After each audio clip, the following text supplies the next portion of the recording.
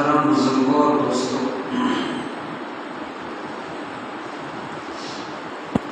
اس سے پہلے بھی کئی نشستوں کے اندر یہ بات بتلائی گئی کہ حقوق العباد یعنی بندوں کے ایک دوسرے کے حقوق یہ حقوق اللہ سے بھی زیادہ اہمیت رکھتے ہیں۔ اللہ تعالیٰ کے حقوق سے بھی زیادہ اہمیت بندوں کے آپسی حقوق کی ہے، اور انہی آپسی حقوق اور حقوق العباد میں ایک بڑا عنوان ہے پڑوسیوں کے حقوق۔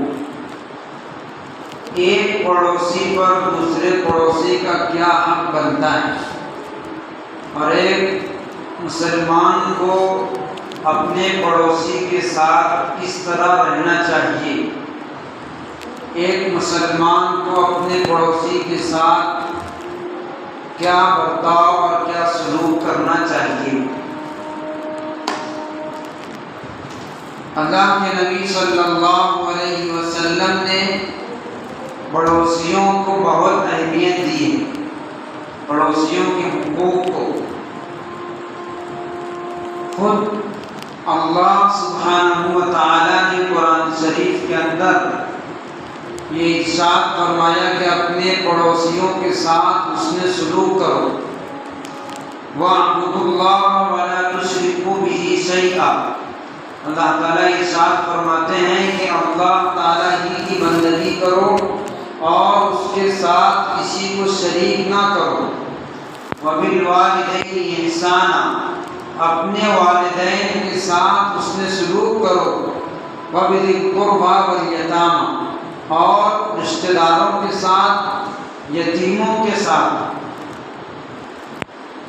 وَبِجَارِ ذِي الْقُرْبَى وَالْجَارِ الْجُنُبِ، اور اس پڑوسی کے ساتھ جو تمہارے گھر کے بالکل بازو میں ہے، اور اس پڑوسی کے ساتھ بھی جو تمہارے گھر سے دور رہتا ہے۔ اس لیے کہ پڑوسی صرف بازو والا نہیں ہے، بلکہ پڑوسی ہمارے گلی محلے کے سب ہیں۔ اس لیے اپنے قریبی پڑوسی کے ساتھ بھی اچھا برتاؤ کرو، اور دور کا پڑوسی ہو اس کے ساتھ بھی حسن سلوک کرو۔ یہ وضاحت کے ساتھ خود اللہ رب العزت نے بیان فرمایا۔ اللہ کے نبی صلی اللہ علیہ وسلم نے اس کی اہمیت اس طرح بتلائی ہے۔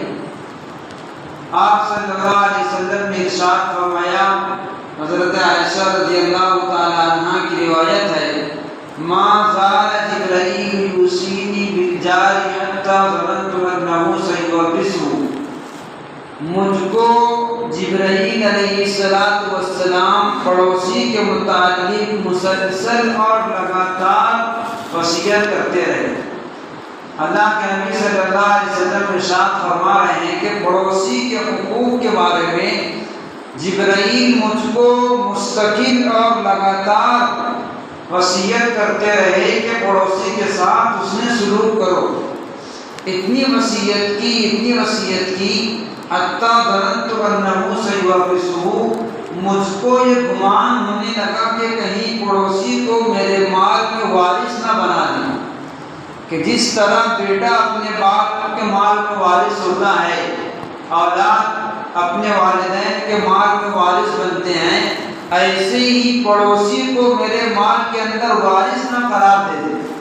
اتنی تاکید سے جبرائیل علیہ السلام نے پڑوسی کے متعلق وصیت فرمائی۔ اس لیے ہم کو یہ معلوم ہونا چاہیے کہ پڑوسیوں کے ہم پر کیا حقوق ہیں۔ پڑوسیوں کے حقوق میں سب سے پہلا حق ہمارے اوپر یہ ہے کہ ہم اس کے ساتھ اچھا برتاؤ کریں، اس کے ساتھ حسن سلوک سے پیش آئیں، اپنی تکلیف سے اس کو دور محفوظ رکھیں۔ ہمارے پڑوسی کو ہماری ذات سے ذرہ برابر بھی تکلیف نہ ہو۔ حضرت ابو ہریرہ رضی اللہ تعالیٰ عنہ کی روایت ہے، اللہ کے نبی صلی اللہ علیہ وسلم نے ارشاد فرمایا، من کان یؤمن باللہ والیوم الآخر فلیحسن الی جارہ، جو شخص بھی اللہ پر اور یوم آخرت پر ایمان رکھتا ہو یعنی مومن ہو، اس کو چاہیے کہ اپنے پڑوسی کے ساتھ حسن سلوک کرے۔ اس کو چاہیے کہ اپنے پڑوسی کے ساتھ اچھا برتاؤ کرے۔ اور ایک روایت میں ہے کہ فلا یؤذی جارہ، اس کو چاہیے کہ اپنے پڑوسی کو تکلیف نہ پہنچائے۔ یہ ایک پڑوسی کا دوسرے پڑوسی پر سب سے پہلا حق ہے کہ اپنی تکلیف سے اس کو محفوظ رکھے اور اس کے ساتھ حسن سلوک سے پیش آئے۔ اللہ کے نبی صلی اللہ علیہ وسلم نے ارشاد فرمایا کہ جو شخص اپنے پڑوسی کو اپنی تکلیف سے محفوظ نہ رکھے وہ شخص مومن نہیں ہے۔ ایک دم واضح اور صراحت کے ساتھ ارشاد فرمایا، حدیث کے اندر کوئی پوشیدگی نہیں ہے، آپ لوگ ترجمے سے سمجھ جائیں گے۔ حضرت ابو ہریرہ رضی اللہ تعالیٰ عنہ ارشاد فرماتے ہیں، قال النبی صلی اللہ علیہ وسلم واللہ لا یؤمن، حضور اکرم صلی اللہ علیہ وسلم نے قسم کھا کر ارشاد فرمایا کہ قسم بخدا وہ شخص مومن نہیں ہے، وہ شخص مومن نہیں ہے۔ 3 مرتبہ ارشاد فرمایا واللہ لا یؤمن، اللہ کی قسم وہ شخص مومن نہیں ہے۔ قالوا من یا رسول اللہ، صحابہ نے فوراً پوچھا اللہ کے نبی آپ کس کے بارے میں ارشاد فرما رہے کہ وہ مومن نہیں ہے؟ آپ نے فرمایا الذی لا یأمن جارہ بوائقہ، وہ شخص جس کا پڑوسی اس کی تکالیف سے اس کی ایذا سے محفوظ نہ ہو، وہ شخص مومن نہیں ہے، اس کے ایمان کا انکار کر دیا گیا۔ ہم لوگ اپنے معاشرے کا جائزہ لیں، کیا ہم سے ہمارا پڑوسی محفوظ ہے؟ کیا مجھ سے میرے پڑوسی کو تکلیف نہیں ہوتی؟ میں اپنے پڑوسی کے ساتھ اس میں سلوک کرتا ہوں یا نہیں کرتا ہوں؟ ہر شخص حدیث کی روشنی میں اپنے آپ کی مومن اور مومن نہ ہونے کا فیصلہ کر سکتا ہے، اللہ کے نبی صلی اللہ علیہ وسلم کے بتائے ہوئے قول کی روشنی میں، کہ وہ شخص مومن نہیں ہے جس کا پڑوسی اس کی ذات سے محفوظ نہ ہو۔ پڑوسی کا دوسرا حق یہ ہے کہ ایک پڑوسی دوسرے پڑوسی کی مستورات سے پردے کا لحاظ کرے، شرم و حیا کا معاملہ رکھے، اپنے پڑوس کی مستورات کی طرف نگاہ اٹھا کر کے نہ دیکھے، اس طرح زندگی گزارے کہ اپنے پڑوسی کو اپنے اوپر مکمل اطمینان ہو کہ اگر میں کبھی کہیں سفر میں چلا گیا تو میرا پڑوسی کبھی میرے گھر والوں کے ساتھ خیانت نہیں کرے گا۔ سابقہ پڑتا ہے کبھی کبھی مستورات سے ہم کلام ہونے کا، تو نگاہ نیچی کر کے بات کرے، اپنی ذات سے شرم و حیا کر کے اس طرح اپنے پڑوس کی مستورات سے پیش آئے۔ پڑوسیوں کے حقوق میں تیسرا حق یہ ہے، جو اپنے لیے پسند کرے وہ اپنے پڑوسی کے لیے پسند کرے۔ حضرت انس رضی اللہ تعالیٰ عنہ کی روایت ہے، من کان یؤمن باللہ والیوم الآخر، بلکہ فرمائے لا یؤمن احدکم حتی یحب لجارہ ما یحب لنفسہ، کہ تم میں سے کوئی بھی اس وقت تک مومن کامل نہیں بن سکتا جب تک کہ اپنے لیے جو پسند کرتا ہو وہ اپنے بھائی کے لیے، ایک روایت میں اپنے پڑوسی کے لیے پسند نہ کرتا ہو۔ ہم جو معیار، جو چیزیں، جس طرح رہنا اپنی ذات کے لیے پسند کریں، وہی معیار اور وہی چیزیں اپنے پڑوسی کے لیے پسند کریں۔ مثال کے طور پر ہم یہ چاہتے ہیں کہ جس وقت ہم سو رہے ہوں تو ہمارا پڑوسی ایسی کوئی حرکت نہ کرے جس کی بنا پر ہماری نیند خراب ہو، بلند آواز سے بات نہ کرے۔ تو اسی طرح ہم کو بھی چاہیے کہ ایسا کوئی عمل گھر کے اندر نہ ہو جس سے پڑوسی کو تکلیف ہو۔ ہم یہ چاہتے ہیں کہ ہمارے گھر کے سامنے کوئی کچرا نہ ڈالے، تو ہم پر بھی لازم ہے کہ اپنے پڑوسی کے لیے بھی اسی کو پسند کریں کہ اس کے گھر کے سامنے بھی ہم کچرا نہ کریں۔ ہم لوگوں کا حال تو یہ ہے کہ رات میں تاریکی کے اندر دوسرے کے گھر کے سامنے کوڑا کرکٹ پھینک کر آ جاتے ہیں۔ جو اپنے لیے پسند کرے وہ اپنے پڑوسی کے لیے پسند کرے۔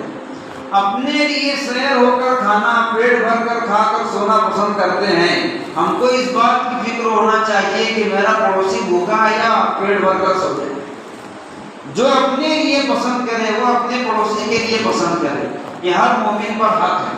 اچھا، پڑوسی کے اندر بھی مسلمان ہونے کی قید نہیں ہے، پڑوسی چاہے مومن ہو چاہے غیر مسلم ہو، اس کے ساتھ حسن سلوک کرنا ہے۔ کسی حدیث میں ایسا نہیں ہے کہ اپنے پڑوسی کے ساتھ حسن سلوک کرو جبکہ وہ مومن ہو، ایسا نہیں ہے۔ مطلقاً پڑوسی کہا گیا چاہے وہ کسی بھی مسلک سے تعلق رکھتا ہو۔ پڑوسیوں کے حقوق میں ایک حق یہ ہے کہ حتی الامکان اپنے پڑوسی سے تکرار اور مباحثہ اور جھگڑا کرنے سے بچے۔ جس شریف میں ہے حضرت عقبہ بن عامر رضی اللہ تعالیٰ عنہ کی روایت ہے ان اول خصمان یوم القیامت جارانی، قیامت کے دن سب سے پہلے جھگڑنے والے اللہ رب العزت کی بارگاہ میں جو آئیں گے وہ دو پڑوسی ہوں گے۔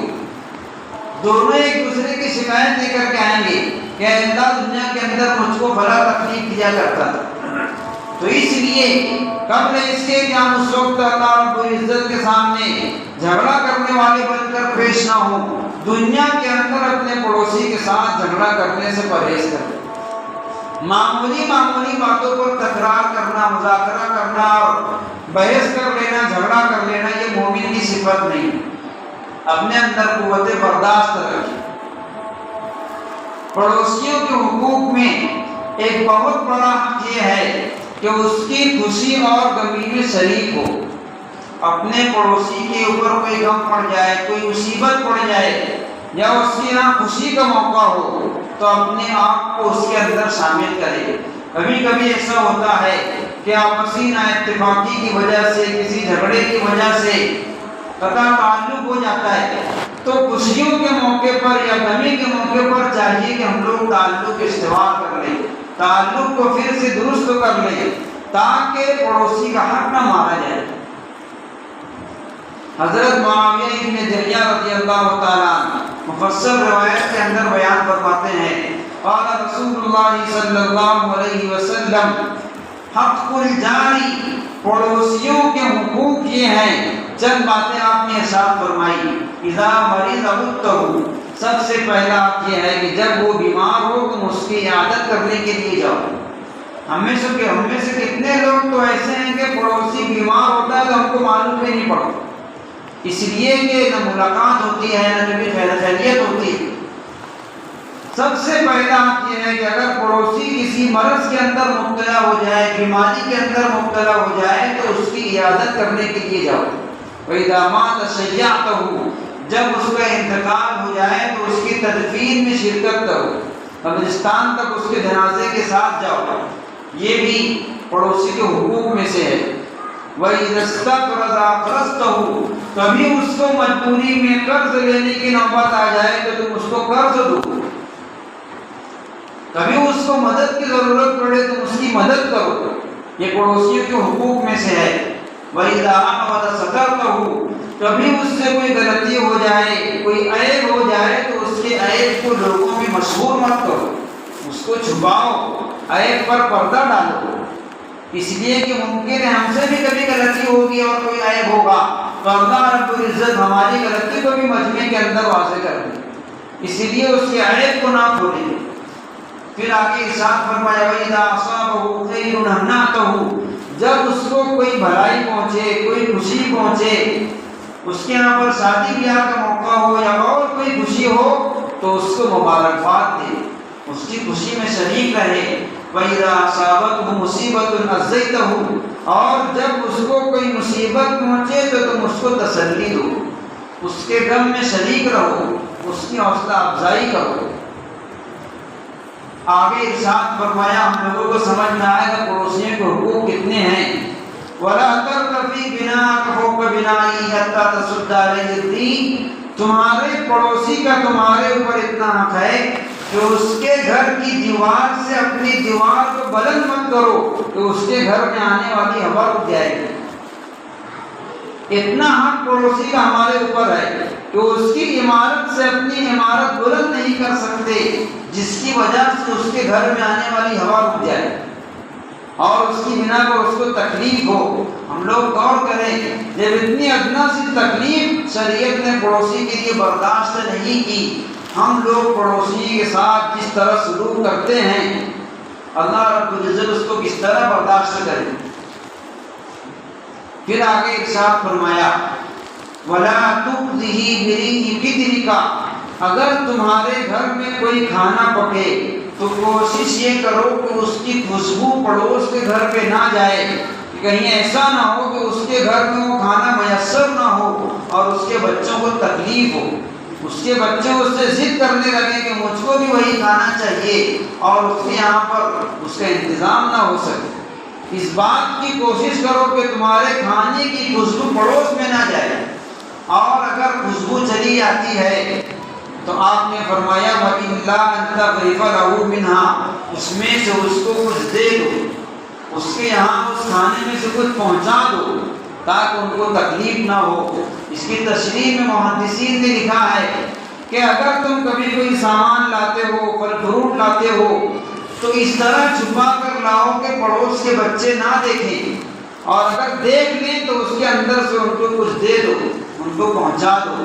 یہ پڑوسیوں کے حقوق ہیں، یہ پڑوسیوں کے ساتھ برتاؤ کرنے کی شریعت نے تعلیم دی ہے۔